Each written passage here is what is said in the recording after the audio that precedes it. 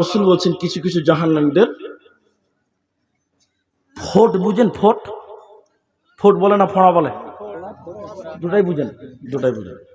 ফোট যখন পেকে সাদা হয়, ওটা গালি দিলে ভিতরে একটা নোংরা সাদার রক্ত বের হয়, পুঁজ এবং পচা রক্ত। খুব ভালো না?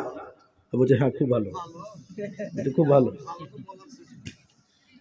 দুর্গন্ধযুক্ত পুঁজ এবং পচা রক্ত কিছু জাহান্নামীদের খেতে দেবেন। বলুন নাউযুবিল্লাহ, বলুন নাউযুবিল্লাহ। সাহাবীরা শুনে যখন গায়ের লোম দাঁড়িয়ে গেল, ছি ছি ছি, থু থু, পচা পুঁজ এবং পচা রক্ত তো খাওয়া যায় না, খাবে কেন? নবী গো, খাবারটার নাম কি? কেন তাদের খেতে দিবে? তারাই বা কারা? নবীজি বললেন, হে সাহাবীরা, এই খাবারটার নাম রাদাগাতুল খাবার। খাবে কেন? নবীজি বললেন, যারা নেশা পান করেছিল, ধকধক করে যারা মদ পান করেছিল, কি বলে এটা, কি বলে? বলছে খাইনি, বলছে খাইনি, খাইছে আর বলছে খাইনি। কি বদমাশ দেখছেন, নাম দিয়েছে খাইনি। এক জায়গাতে এরকম চলছে, বলছে কি খাচ্ছে, বলছে খাইনি, এখন খেলা, বলছে খাইনি। এই যে চলছে। আবার কিছু লোক যে বললাম পায়খানাতে বসে চুরুক চুরুক বিড়ি টান, এরকম মাল আছে না? না একটু হ্যাঁ না বলুন। জি বহুত আছে। নবীজি বললেন, যারা নেশা পান করে, মদ পান করে, দারু পান করে, গুটকা পান করে, এ মাতালদেরকে পচা পুঁজ আর রক্ত খেতে দেবে, ভালো খাবার মিলবে না। পাটি ছাগল বুঝেন? পাটি ছাগলের একটা গুণ আছে, কি গুণ বলেন তো? একদিকে খাবে, একদিকে হাবে। জি আছে না? হ্যাঁ না বলে। দেখুন সবসময় মুখ চলছে আর পেছন দিক দিয়ে ফের আনলোড হচ্ছে, লোড হয়েছে আবার আনলোড হয়েছে, সবসময় পাটি ছাগল। আমাদের সমাজে কিন্তু পাটি ছাগল মাত্র বেড়া ছেলে আছে, সবসময় পট পট করে গুটকা চাবায়। জি আছে না?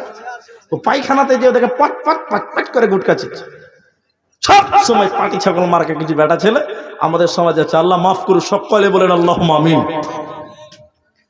ভাই আমার, মা আমার, তাহলে এই পচা দুর্গন্ধযুক্ত খাবারটা কারা খাবে? নবী বললেন, যারা নেশা পান করেছিল। অতএব তওবা করে মরতে হবে, জাহান্নামী জঘন্য খাবার খাওয়া যাবে না। এবার আমরা সবাই আল্লাহকে বলছি, আল্লাহ কেন কেন কেন কেন এই জঘন্য খাবার কিউ কেন আপনি দিবেন? আল্লাহ বলুন। আল্লাহ এক কথায় বলছে, ও পৃথিবীর লোক, নানা রাহিল লোক, তোরা শুনে আমি আহকামুল হাকিমিন, আমি কারো উপরে কিঞ্চিত পরিমাণ জুলুম করি নাই। কেন এত কঠিন শাস্তি দিবেন আল্লাহ? আল্লাহ এক কথাই বলছেন, জাযাউ বিফাক, যেমন গুনাহ তেমন বদলা, যেমন পাপ তেমন তার সাজা। অতএব আমি আল্লাহ কারো উপরে কিঞ্চিত পরিমাণ জুলুম করব না।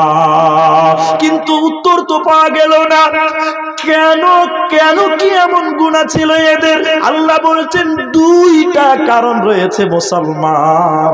দুইটা কারণের ভিতরে, যার ভিতরে এই দুই কারণ থাকবে বা একটা থাকবে, জান্নাত পাবে না, পাবে না, মিলবে না।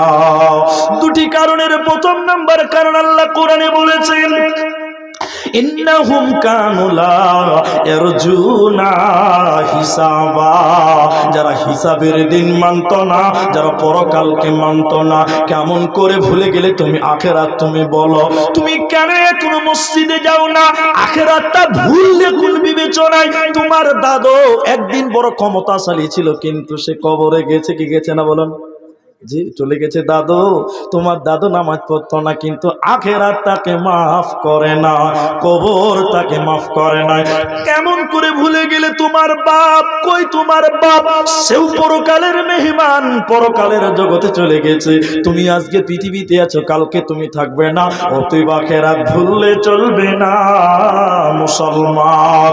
এজন্য আল্লাহ বলছে, জাহান্নাম দুইটা কারণে আমি এই শাস্তিগুলো দিব। প্রথম নাম্বার কারণ আল্লাহ কোরআন বলছে ইন্নাহুম কানু লা ইয়ারজুনা হিসাবা। যেখানে আল্লাহ ঈমানের কথা বলেছেন সঙ্গে সঙ্গে আল্লাহ বলেছেন ওয়াল ইয়াউমিল আখির, পরকালের উপরে আখিরাতের উপরে ঈমানের কথা। অতএব আখিরাত ভুললে চলবে না। পৃথিবীতে আমরা কেউ থাকবো না, এ দুনিয়া रहने के लिए नहीं है बल्कि जाने के लिए आना है। अगर रहने के लिए आना तो जगह ही नहीं मिलता। এই পৃথিবীতে কেউ থাকার জন্য আসে না, স্টেশনে কেউ থাকার জন্য যায় না, বাস স্ট্যান্ডে কেউ বাস করার জন্য যায় না। এগুলোকে বলা হয় স্থানান্তরিত হওয়ার জায়গা। পৃথিবীতে একটা স্টেশন, তোমার দাদু এসেছিল চলে গেছে, তোমার বাপ এসেছিল চলে গেছে, তুমি এসেছো তুমি কাল থাকবে না। অতএব আখিরাতকে মাথায় নিয়ে দুনিয়া গড়ো, জাহান্নাম যেতে হবে না, হবে না। দ্বিতীয় নম্বর কারণটা শুনে নাও, আল্লাহর কোরআন বলছে ওয়াকাদ্দাবু বিআয়াতিনা কিযাবা। যারা আল্লাহর আয়াতকে, যারা কোরআনকে অস্বীকার করেছিল, যারা আল্লাহর আয়াতকে কোরআনকে যারা অস্বীকার করেছিল, এই কোরআনকে অস্বীকার করার কারণে আল্লাহ জাহান্নাম দিল।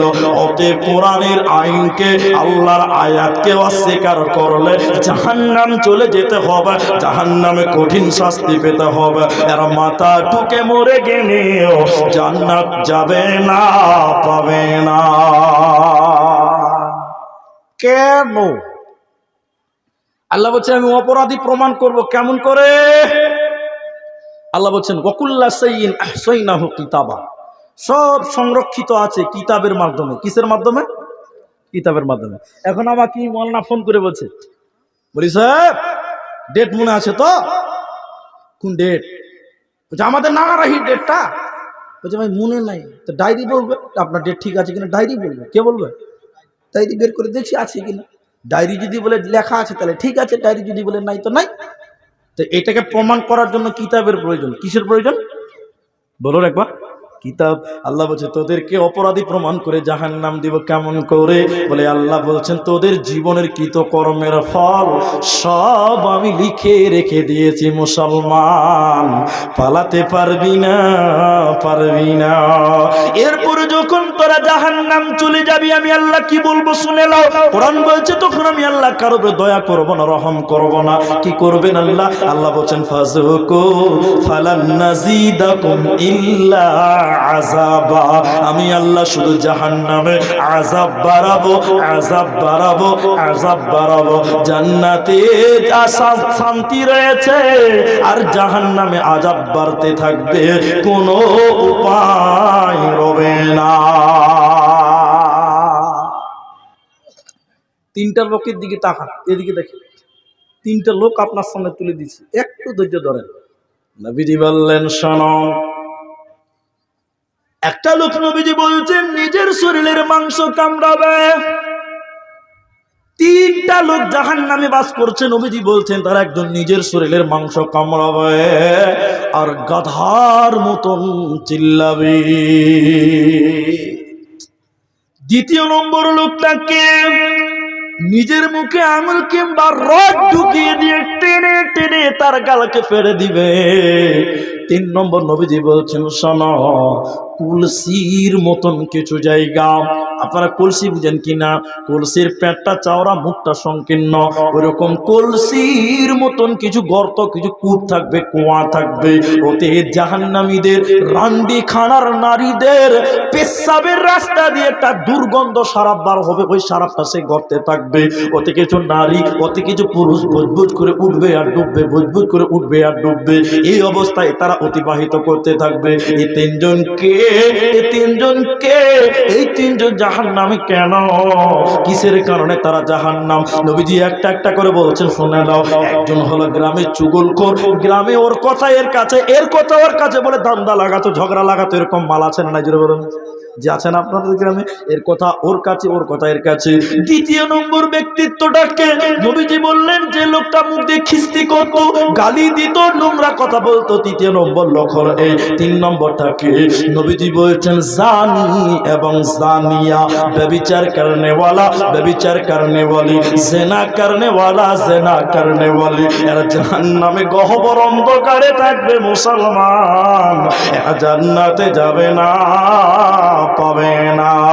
এতক্ষণ আপনাদেরকে বললাম মেয়েদের ব্যাপারে দুটি হাদিস আপনাদের শুনে জাহান্নাম, পর্দার আড়ালের মা আমার বোন আমার কান করে শুনলেন, মুসলিম শরীফের ভিতরে রয়েছে নবীজি বলেছেন দুই শ্রেণীর লোক জাহান্নাম যাবে, আমি নবী তাদেরকে দেখি নাই।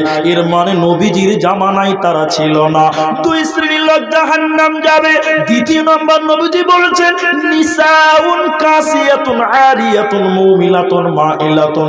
নবীজি বললেন এমন মহিলা যারা জাহান্নাম যাবে আমি নবীজি তাদেরকে দেখি না।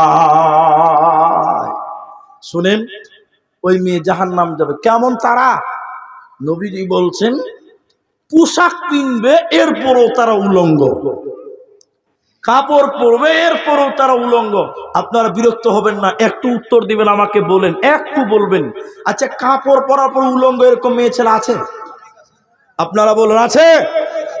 একটু মিলান, আমার দিকে দেখেন, একটু মিলাবেন। এখান থেকে এই পর্যন্ত, এখান থেকে এই পর্যন্ত ওটা হলো হাফ হাতার ব্লাউজ, এখান থেকে এই পর্যন্ত। মেয়েরা কিনে না হাফ হাতার ব্লাউজ, এখান থেকে এই পর্যন্ত। এরপরে 12 হাত 11 হাতের শাড়ি কাপড়। কথাগুলো খুব ব্রেনে নেবেন আপনি, আমি সঠিক না বললে আমাকে বুঝিয়ে দিবেন, আমি শুধরে নেব। হাফ হাতার ব্লাউজ এবং শাড়ি কাপড় পরে 11-12 হাত পরে কি পরে না মেয়েরা? আচ্ছা কোনো মেয়ে যদি হাফ হাতার কাপড় পরে আর হাফ হাতার ব্লাউজ আর শাড়ি কাপড় পরে, ওই মেয়েটার প্যাট পিঠ দেখতে পাওয়া যাবে কি যাবে না? যাবে না? যাবে না? এনারা আলেম আছে। নামাজে মেয়েদের সতর হচ্ছে হাতের তলা, পায়ের পাতা, মুখটা খোলা রাখতে পারে। বাকি কোনো অঙ্গ যদি মেয়েদের ইচ্ছা করে বের করে নামাজ পড়ে, ওই মেয়েটার নামাজ হবে না। এই জন্য আমি বলেছি বক্তৃতাতে আছে, আমি ফতোয়া দিতে আসিনি, শুনলেন কোনো মেয়ে যদি হাফ পাতার ব্লাউজ আর শাড়ি কাপড় পরে নামাজ পড়ে, মেয়েটার নামাজ হবে না।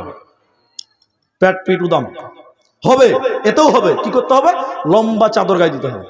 লম্বা কি চাদর বা ওড়না, যে কথা আমি বলছি শুনলেন। তাহলে মেয়েটার হাফ পাতার ব্লাউজ আর শাড়ি কাপড় পেলে প্যাট এবং পিঠ দেখতে পাওয়া যায়। এখন আপনারা বলুন প্যাট এবং পিঠ দেখানো জায়েজ আছে কি নাই? হ্যাঁ, নাই।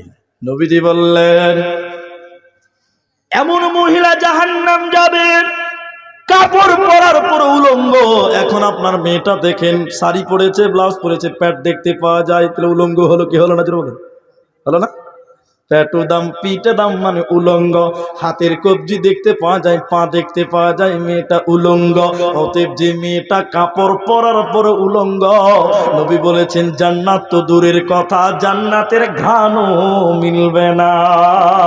অতএব এই ডিজাইনের কাপড় চলবে না। এই জালসাটা আমি বালুরঘাটে করেছিলাম প্রতিরাম, সেখানে যখন জোয়াজটা করেছিলাম হাদিসটা, তখন মেয়েরা বলল হুজুর তাহলে আজ থেকে আমরা কাপড় পরবো না, আমরা হাফ হাতার ব্লাউজ পরবো না, আজ থেকে আমরা নাইটি পরবো, মেক্সি পরলে পিঠ দেখতে পাওয়া যাবে না। যাবে? যাবে? কথা যাবে? মেক্সি পরলে ভাই পিঠ প্যাট দেখা যাবে না। তখন আমি বলেছিলাম তাই করো, পিঠ ঢাকবে প্যাট ঢাকবে, মেক্সি পরে করো তোমরা, তাহলে খুব ভালো পর্দা মেনটেন হবে। গ্রামের 75% মেয়েরা নাইটি পরতে লাগলো, মেক্সি। পরের বছর ওই গ্রামে জালসা গেছি, মসজিদের জালসা, দেওবান্দিদের জালসা। হাফিজ সাহেব বলছে, মসজিদের ইমাম বলছে, হাফিজ সাহেব বলছে হুজুর আপনার কথা শুনে আমাদের গ্রামের বেশ মেয়েরাই পর্দা করছে, মানে ম্যাক্সি পড়ছে, কিন্তু বড় দুর্ভাগ্য কোনো মেয়ে মাথায় কাপড় দেয় না। কোনো লাভ হবে? হ্যাঁ, কোনো লাভ হবে? পেট ঢেকেছে, পিঠ ঢেকেছে, মাথা উদাম। হাসির জন্য বলছি না। নবীজি বললেন নিসাউন কাসিয়াতুন আরিয়াতুন মুমিলাতুন মাইলাতুন। ওই মেয়েটা কাপড় পরবে উলঙ্গ, ম্যাক্সি পরেছে কিন্তু মাথা ছাতার মাথা। ম্যাক্সি পরে বেড়াই ঘুরে, শরীর থাকে ঢাকা, বলো দেখি ও বোনটি মাথা কেন ফাঁকা। ম্যাক্সি পরে বেড়াই ঘুরে, শরীর থাকে ঢাকা, বলো দেখি ও বোনটি মাথা কেন ফাঁকা।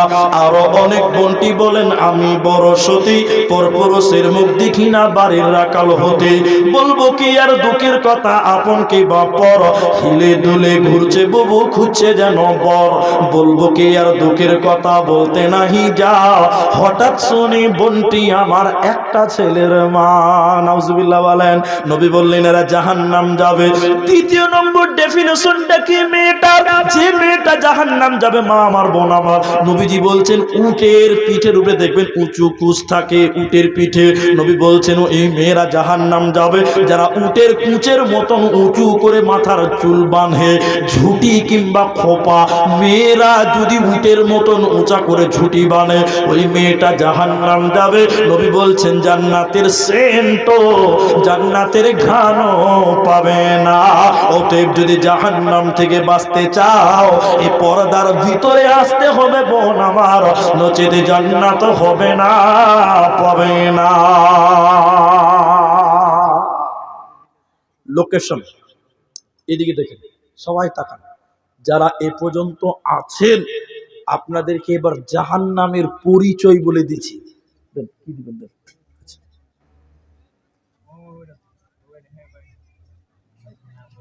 না, এটা আদায়ের কথা নাই, ভাববেন না যে ভাই এবার চিঠি দিয়েছে মানে এবার কালেকশন করবে। হ্যাঁ, আদায়ের ব্যাপার নেই।